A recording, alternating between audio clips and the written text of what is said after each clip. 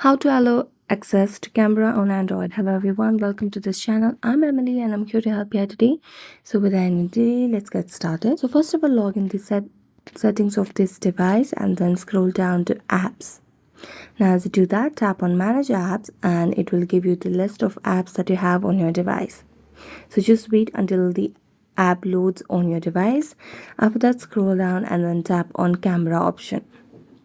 As you do that, tap on app permissions,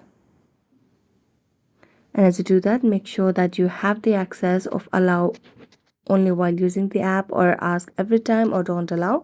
But since we want to give that access, we have to tap on allow only while using the app. So go back and tap on all the option and tap on allow.